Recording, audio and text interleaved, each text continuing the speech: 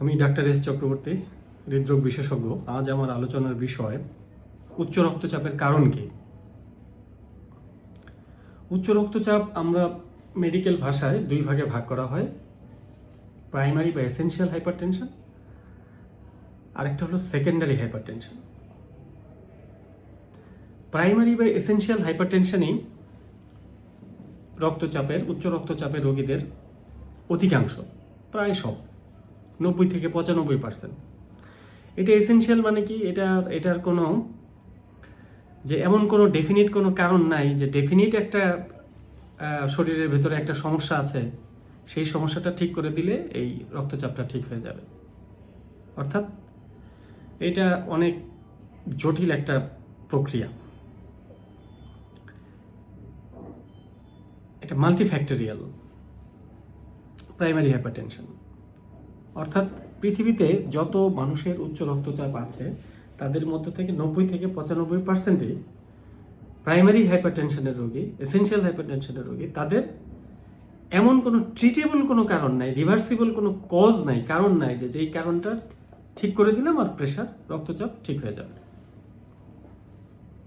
তাহলে মাত্র 5-10% হলো সেকেন্ডারি হাইপারটেনশন, যেখানে একটা ডেফিনিট একটা ট্রিটেবল কজ থাকে, যে শরীরের একটা সুনির্দিষ্ট একটা সমস্যা আছে, সেই সমস্যাটা যদি আইডেন্টিফাই করা যায়, সেই সমস্যাটাকে ঠিক করে দিলে রক্তচাপ সমস্যা সমাধান হয়ে যাবে। তো এই ধরনের রোগী কিন্তু মাত্র 5-10%,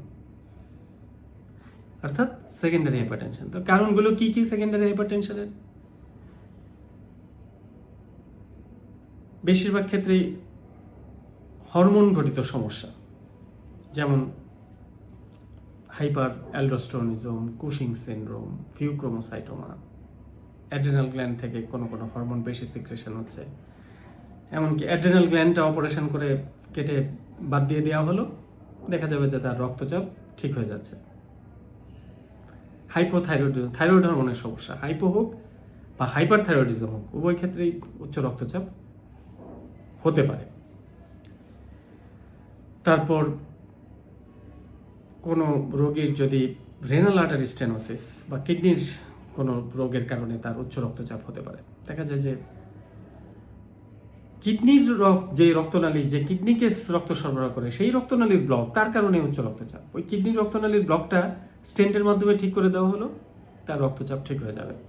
বা কিডনির রোগের চিকিৎসা করলে তার রক্তচাপের উন্নতি হবে। কোয়ার্কটেশন অফ অ্যাওর্টা, আমাদের ধমনীর একটা জায়গায় মারাত্মকভাবে সরু হয়ে গেছে, সেটা যদি স্টেন্টের মাধ্যমে বা অপারেশনের মাধ্যমে ঠিক করে দেওয়া যায়, তাহলে দেখা যাবে যে রক্তচাপ ঠিক হয়ে গিয়েছে। অথবা কোনো মেডিসিনের কারণে, কোনো ওষুধের কারণে বা কোনো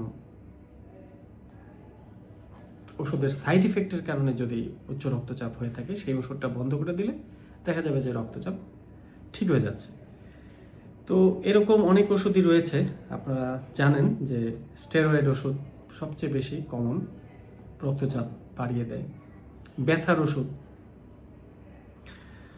অনেক ব্যথার ওষুধই প্রেশার বাড়ায়, কারণ ব্যথার ওষুধ বডিতে ফ্লুইড, পানি জমা করে দেয় এবং এর মাধ্যমে প্রেশার বাড়ায়।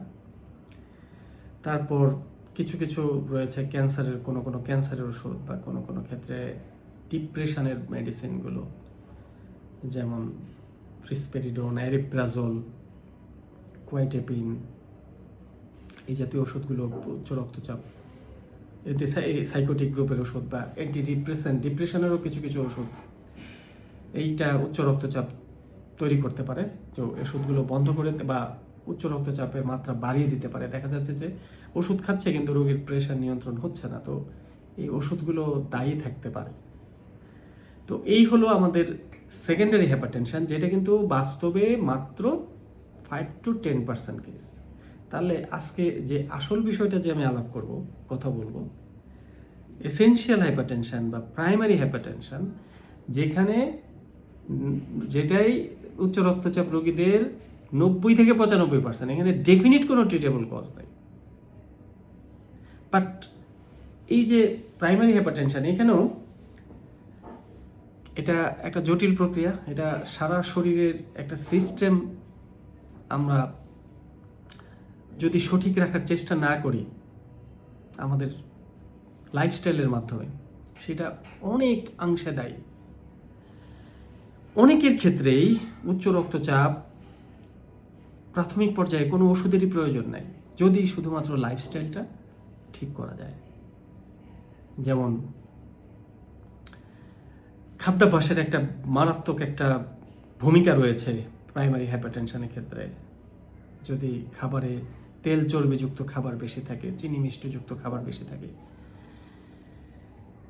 এবং যার কারণে ওজন বেড়ে যায়, শারীরিক ওজন বেড়ে যায়, এই অতিরিক্ত শারীরিক ওজন, ওভারওয়েট এবং অবেসিটি প্রাইমারি হাইপারটেনশনের ক্ষেত্রে একটা মারাত্মক ভূমিকা পালন করে।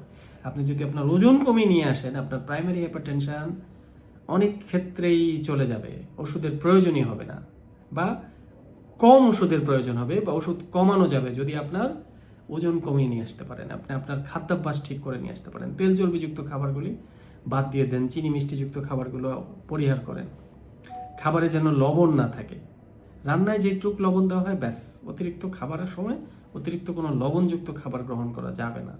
যেসব খাবারে লবণ থাকে, শুটকি মাছ, বাইরের কৌটাযুক্ত বাইরের খাবার, যেসব খাবারে লবণ থাকে, চিপস, এই খাবারগুলো, আলু, পটেটো, ক্র্যাকার্স, যেখানে লবণ থাকে সেই খাবারগুলো খাওয়া যাবে না।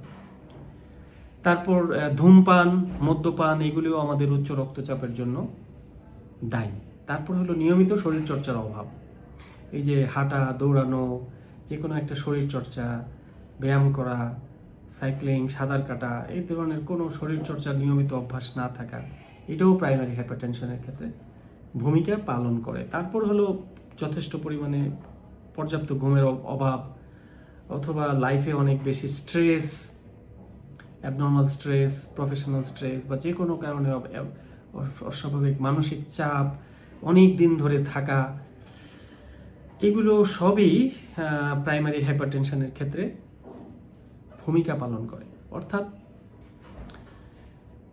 ডাক্তারের কাছে আসলে আমরা তো পরীক্ষা নিরীক্ষা করে দেখি যে কোনো ডেফিনিট শরীরের মধ্যে কোনো প্রবলেম আছে কি না, কিন্তু সেটা কিন্তু মনে রাখবেন মাত্র 5% ক্ষেত্রে পাওয়া যায়, 5 to 10%। অর্থাৎ আপনি পরীক্ষা নিরীক্ষা করে টাকা পয়সা খরচ করে কারণ বের করতে পারবেন ডেফিনেটলি মাত্র 5% ক্ষেত্রে। আমরা ডাক্তাররা হয়তো বলবো যে হ্যাঁ আপনার কিডনির আর্টারির ব্লক রয়েছে, ওইটা ঠিক করে দিলে উচ্চ রক্তচাপ ঠিক হয়ে যাবে। আপনার রেনাল আর্টারি ডিনার্ভেশন করে দিলে ব্যয়বহুল, সব জায়গায় হয়ও না এইসব চিকিৎসা। বা কোয়ার্কটেশন অফ অ্যাওর্টা, এটা অনেকের ক্ষেত্রে এগুলি ডায়াগনোসিসই হয় না, কারণ 5% কেস। সবাই তো সব চিকিৎসা ব্যবস্থা, সব পরীক্ষা নিরীক্ষা আওতায় আসার সুযোগ পায় না, তো এটা তো মাত্র 5% কেস। বাট আপনি যে ক্ষেত্রে আমাদের যেটা করার আছে, অর্থাৎ 90 to 95% উচ্চ রক্তচাপের ক্ষেত্রে আমরা নিজেরাই, আমার ডাক্তারের প্রয়োজন নাই, তো আমরা নিজেরাই আমাদের চিকিৎসা করতে পারবো যদি আমরা আমাদের ওই লাইফস্টাইল ফ্যাক্টরগুলিকে, অর্থাৎ আমাদের জীবনাচরণের পদ্ধতিতে পরিবর্তন আনতে পারি, আমাদের খাদ্যাভ্যাসে পরিবর্তন আনতে পারি, আমাদের বদভ্যাসগুলো বাদ দিতে পারি, ধূমপান, মদ্যপানের, তাহলেই দেখা যাবে যে অনেক, আমরা যদি আমাদের শারীরিক ওজন কমে নিয়ে আসতে পারি, তাহলে 90 থেকে 95% উচ্চ রক্তচাপের রোগীরা মারাত্মক অনেক অনেক উপকার পাবেন। কাজেই 90 থেকে 95% ক্ষেত্রে উচ্চ রক্তচাপের যে কারণ, যে আসল কারণগুলো, সেগুলিকে নিজেরাই ম্যানেজ করার চেষ্টা করুন। সবাই ভালো থাকবেন। ধন্যবাদ সবাইকে।